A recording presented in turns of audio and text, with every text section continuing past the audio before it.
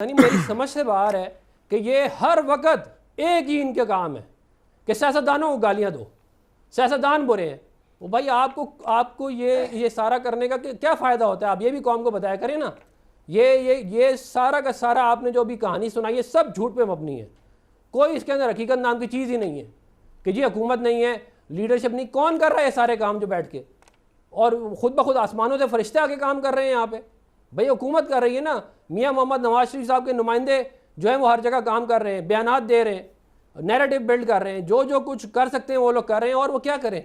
और इस टाइम के ऊपर जब हमें यूनिटी की ज़रूरत है, आप बीच में आके अपनी वही वाली जो आपने एक लाइन पकड़ी हुई है वही लाइन आप घसीटे जाएंगे। दूसरी बात यह है कि ये जो कुछ लुच आप तल रहे हैं ना इस मुल्क के साथ, जो कुछ आपने लुच तला है अदलिया के साथ, सहाफत के साथ, और ये जो आपने इलेक्शन के साथ और जमहूरियत के साथ, ये लुच 35 साल से आप तल रहे हैं। और तीसरी बात ये है, तीसरी बात भाई मैंने आपकी आराम से सुनी बात मेरे भाई। अफरानुल्लाह भाई साहब, आपने उनकी सारी गुफ्तगू सुनने में रिपीट करूंगा तो 6 मिनट और लग जाएंगे।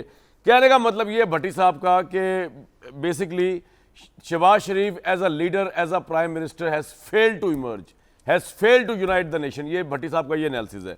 ना नवाज शरीफ इमर्ज कर सके इस कड़े इम्तिहानी मौके के ऊपर, ना शहबाज शरीफ इमर्ज कर सके, बल्कि उन्होंने ना कौम को जोड़ सके ना पार्टियों को जोड़ सके। मतलब ये हैं ही क्यों पावर के अंदर, ये इनका वजूद ही क्यों है? अगर भट्टी साहब की बात को समझा जाए, रिस्पॉन्ड करें सर। जी बिस्मिल्लाह रहमान रहीम। देखिए भट्टी साहब अपनी नौकरी कर रहे हैं, उनको नौकरी करने दें। उनको सियासतदानों को गालियां देने का जो है वो शौक़ है। शौक़ नहीं बल्कि इनको कहा जाता है ये आके सारे पूरे पाकिस्तान के सारे सियासतदानों को गालियां देने के अलावा अगर इन्होंने कभी कोई काम किया तो आप मुझे बता दें। भाई इस वक्त यूनिटी का वक्त है, आप बीच में लुच तल रहे हैं अपनी, क्या करे? और हुकूमत जो, और आप उन लोगों को बुरा भला कह रहे हैं जिन्होंने एटमी धमाके किए, जिन्होंने JF-17 प्रोग्राम लेके आए, जिन्होंने CPEC किया, वो बुरे हो गए। और ये जो है ये अपनी बीच में जो है लुच तलने के लिए आ गए फिर दोबारा। भाई आपको किसने ये कहा है कि आप बैठ के सियासतदानों को गालियाँ दिया करें टीवी पे? जब शहबाज साहब ने काकूल की तस्वीर, काकूल में जो स्पीच की है वो उठा के आप देख लें। पूरी हुकूमत जो है वो लगी हुई है नैरेटिव बिल्डिंग के, वो आप देख लें। लेकिन आप पता नहीं मेरी समझ से बाहर है कि ये हर वक्त एक ही इनके काम है कि सियासतदानों को गालियाँ दो, सियासतदान बुरे हैं।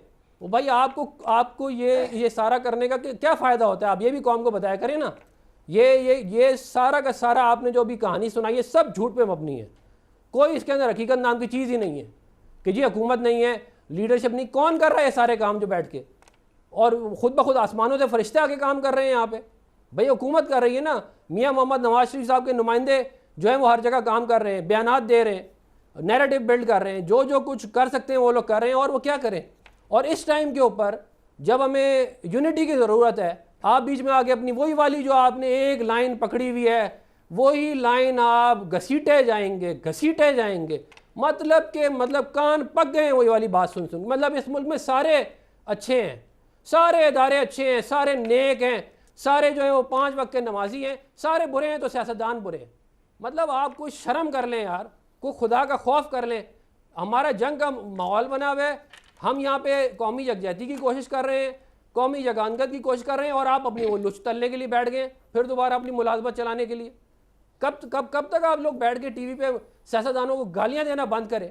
कोई तरीका होता है हर वक्त? और झूठ पे मबनी, मतलब क्या करें? और आप मुझे बताएं ना। ये प्रोजेक्ट इमरान खान हमने लगाया था, हमने कहा था प्रोजेक्ट इमरान खान लगाओ। अब उसके जो खमियाजा है वो कौन, पूरी कौम भुगत रही है। और उसके अंदर भी आप हमें गालियाँ दे रहे हैं। हमारा क्या ताल्लुक है? हमने तो मना किया था ना करे वाला काम। मगर आप, मतलब मुझे समझ नहीं आती कि इस वक्त जंग का माहौल लगा हुआ है और बजाय इसके कि हम अपने मुल्क को में जो है वो एक, चले एक तीसरी राय ले लेते हैं भाई, एक तीसरी राय ले लेते हैं। लगे हैं अपने काम करने। एक तीसरी राय ले लेते हैं। आपका पॉइंट आ गया। जब भट्टी साहब ने टाइम पे जवाब देंगे शायद यार, पलविशा साहबा के बाद आपके पास, आपको टाइम दूंगा, ब्रेक से पहले टाइम दूंगा, प्रॉमिस। एक ब्रेक में जाने से पहले आपको पूरा टाइम दूंगा। सिर्फ एक सेकंड यार, एक सेकंड जाती हो रही है पलविशा के भाई, सिर्फ एक सेकंड। मैं पलविशा साहबा से माजरत चाहता हूँ। पहली बात तो ये मेरे भाई कि जो आपने कहा गालियां दी, पता नहीं कौन सी आपको मेरी ज़ुबान से गालियां, मैंने तो कभी नहीं दी और कभी नहीं चाहूँगा कि गालियां दूँ। दूसरी बात यह कि ये जो कुछ लुच आप तल रहे हैं ना इस मुल्क के साथ, जो कुछ आपने लुच तला है अदलिया के साथ, सहाफत के साथ, और ये जो आपने इलेक्शन के साथ और जमहूरियत के साथ, ये लुच 35 साल से आप तल रहे हैं। और तीसरी बात ये है, तीसरी बात भाई, मैंने आपकी आराम से सुनी बात मेरे भाई, आराम से सुनी भाई मेरे बात, मैंने तो आराम से सुनी है ना, मेरी भी सुन लीजिए, मैंने तो कोई दरमियान में नहीं बोला आपकी बात में। तीसरी बात, नौकरी कर रहे हैं शहबाज शरीफ, नौकरी कर रहे हैं नवाज शरीफ, नौकरियां कर रहे हैं आप। मैं लानत भेजता हूं नौकरियों पर, और जो शर्म की बात करिए, आपको शर्म हया आनी चाहिए। परवेश साहिबा, एक तो मैं आपको बड़ा अप्रिशिएट करता हूं जिस तरह आपने हिंदुस्तान की जो है बोलती बंद की हुई है, लेकिन मैंने सुना है आपकी बड़ी हरासमेंट हो रही है और आपका फ्लड ऑफ थ्रेटनिंग कॉल, और जो आपने स्पीचेस की और जो जिस तरह आप बोली कौमी असेंबली में, इस सारे थोड़ा हमें बताइएगा कि हो क्या रहा है, इंडिया से आपको किस तरह हरास किया जा रहा है, जो मेरे पास इतलात है आपको सोशल मीडिया के थ्रू किया जा रहा है, मोबाइल टेक्नोलॉजी के, क्या हो क्या रहा है, जरा बताइएगा। और इस सिचुएशन के अंदर जरा जवाब दीजिएगा कि आपको लगता है कि ये सवाल जरूर एड्रेस होना चाहिए कि यार हमारी सिविल लीडरशिप जो है वो किस तरह इमर्ज की है, उसने किस तरह कौम को जोड़ा या लीड किया है इस सारे उसके अंदर। जनाब बहुत शुक्रिया। पहले तो मैं दोनों मेहमानों से ये गुजारिश करूंगी कि खुदा के वास्ते आप लोग कौम की इज़्ज़त रखें। अच्छी बात है हमारे चैनल ब्लॉक हो गए हैं, ये वहाँ वो हम देखते हैं कि क्या हो रहा है यहाँ, तो अच्छा हमारा मैसेज नहीं जाता। इस वक्त हमें एक जगह खड़े होकर एक यगानगत का मैसेज देना चाहिए। जब आप लोग ये बातचीत कर रहे थे तो ये आप देख लीजिए कितने इस वक्त मैं ब्लॉक कर रही थी जो नंबर्स आ रहे हैं। बात यह है कि सब अपने तौर पर जो है वो कोशिश कर रहे हैं। अब हमारी कोशिश तो यही इतने पे ही रहती है कि हम उठ के जो अफवाज पाकिस्तान हैं उनको उनकी अपनी ज़बान से अल्फाज से उनको बैक करें। और जहाँ तक भट्टी साहब ने कहा जरदारी साहब क्या कर रहे हैं, तो जरदारी साहब ने शायद इनकी नज़र से नहीं गुजरा कि मंडे को जो चाइनीज़ एम्बेसडर से वो मिले थे, तो उसमें जरदारी साहब ने, और ये इंडिया की क्विंट को मैं रिपोर्ट कर रही हूँ, जिन्होंने कहा है कि प्रेसिडेंट आसिफ अली जरदारी ये आप ख़ुद देख लीजिए, से मुलाकात के बाद चाइनीज़ एम्बेसडर ने कहा हम आयरन क्लैड ब्रदर्स हैं और किसी भी जारहियत की जो है सूरत में पाकिस्तान चाइना के साथ खड़ा होगा। लिहाजा प्रेसिडेंट आसिफ जरदारी ने बहुत बड़ा काम किया है पाकिस्तान के दफा को नाकाबिले तस्खीर की। उनका अपना एक जो है वहाँ इन्फ्लुएंस है, उनका असर और रसूख है चीन में, तो उन्होंने उसको इस्तेमाल किया है और ये बड़ा मैसेज है जो भारत को। लेकिन आपके ख्याल में हुकूमत की परफॉर्मेंस कैसी है जी? बाबरी मस्जिद के बिल्कुल ठीक, वो आपके जरदारी साहब का पॉइंट आ गया। हुकूमत की जी देखिए, हुकूमत की परफॉर्मेंस जो है, अभी तो हमें ख्वाजा आसिफ साहब और एक वो अता तारड़ साहब, दो लोग फ्रंट पे नज़र आते हैं। उसके अलावा जैसे अफनान है, इन्होंने उठ के बात की, मैंने की। लेकिन एक बात यह है कि जिस अब कल रात 10:30 बजे से मुझ पर साइबर अटैक्स हो रहे हैं, मेरे पास कोई इसका जो है मेरे पास इसका रिजॉर्ट नहीं, बल्कि मैंने रात को अफनानुल्लाह को फ़ोन किया, सेनेटर साहब को, कि मुझे बताएं मैं क्या करूं। मैंने अपना व्हाट्सएप डिसेबल कर दिया, फ़ोन पर धमकियां। इंडिया से किस तरह आपको फोन आ रहे हैं मुझे समझ नहीं आ रही। और ये इतनी आईटी टेक्नोलॉजी, आईटी मिनिस्ट्री, आपने इतना बड़ा सिस्टम लगाया चाइना से लेके, जिसमें आप कह रहे हैं जी कंट्रोल कर लेंगे सोशल मीडिया को, तो वो कितना कंट्रोल? बदकिस्मती से मैं ही चेयर पर्सन हूँ सेनेट की स्टैंडिंग कमेटी फॉर आईटी की, और जो अफनान साहब हैं उसके मेंबर हैं। कल हमारी कमेटी की मीटिंग है। बात यह है कि एक साइबर वॉर भी है, एक साइबर वॉर है, और इस साइबर वॉर में हम क्यों ये जो है भाई जो इजरायली और अमेरिकन जो है प्लेटफॉर्म से पीछे नहीं हटते।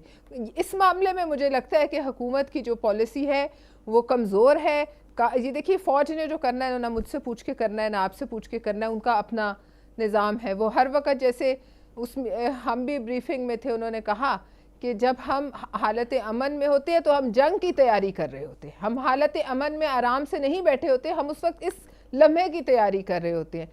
लिहाजा वो उस पर हमें इत्मीनान है, अगर एग्रेशन हुई तो इंडिया का तिया पांचा हो जाएगा, और मुझे तो कोई डर नहीं। देखिए, हम में से हर एक को खुद खड़े होना पड़ेगा। कामरान शाहिद साहब, मुझे तो वजीर आजम की लीडरशिप की कोई खास इतनी जरूरत नहीं है, मैं खुद खड़ी होकर आपको प्राइम मिनिस्टर की लीडरशिप की जरूरत नहीं है, या आपको उनकी लीडरशिप नजर ही नहीं आती है, समझ नहीं आती? दो चीजें मुख्तलिफ है ना। देखिए, बेहतर ये होता कि वो कौम से खिताब कर लेते, या वो कौमी असेंबली से खिताब करते, शायद उन्होंने नहीं किया कुछ। चले, वो तो अब पता नहीं वो कब करेंगे या क्या नहीं करेंगे। और मियाँ साहब भी सामने आते तो एक बेहतर असर पड़ता है, लेकिन उसके बावजूद जंग उन्होंने भी नहीं लड़ी। लेकिन यार बात जंग बताओ क्या है, मैंने नहीं लड़नी, परवेज जंग आपने परवेज नहीं साहिबा, लड़ी। मैं आपको बात प्राइम बताऊं, मिनिस्टर अफरान साहब माइंड मिनिस्टर कर का- देंगे अभी। शहबाज शरीफ और अगर मैं नवाज शरीफ साहब और शहबाज शरीफ साहब दोनों कंपैरिजन करूं, शहबाज शरीफ कोई पर्सनैलिटी नहीं नवाज शरीफ साहब के मुकाबले। मतलब अगर आज नवाज शरीफ प्राइम मिनिस्टर होते तो कुछ और सिचुएशन होती देखने की, अगर मैं इस तरह देखूं, या इवन कोई और होता जैसे बेनज़ीर साहबा का ज़ाहिर है स्टैचू। वो। बस शहबाज शरीफ साहब जितना भी कर ले वो एक हद तक ही कर सकते हैं ना जितना उनका स्टैचर या पर्सनैलिटी है। क्या ख्याल है?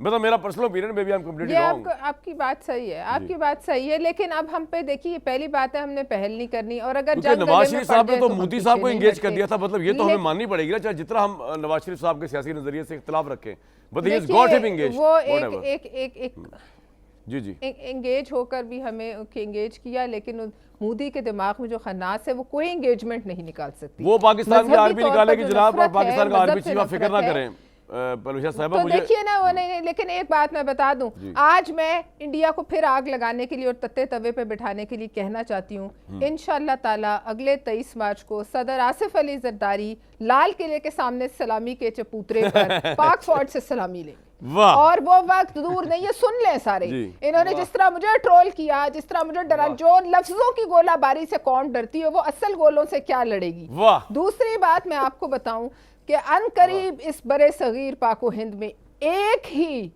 ही यौम आज़ादी मनेगा 14 अगस्त इंशाअल्लाह ताला। और बाबरी मस्जिद बनेगी, मैं 100 दफा कहती हूँ बनेगी। तुम 500 कॉलें और कर लो, तुम जितना मर्जी डरा ये लो, अच्छा है, आप हम नहीं डरते। इंडियंस को तपाने के लिए सारी स्टेटमेंट्स दे रही हैं, बिल्कुल जबरदस्त बात है। मैं एक ब्रेक लूंगा। नहीं, मैं इस पे यकीन करती हूँ। आप बिलीव करती हैं? नहीं, अच्छी बात है, बिलीव करती है, अच्छी यकीन बात। करती हूँ। देखिए एक सवाल छोड़े जा रहा हूँ सेनेटर साहब के लिए। आप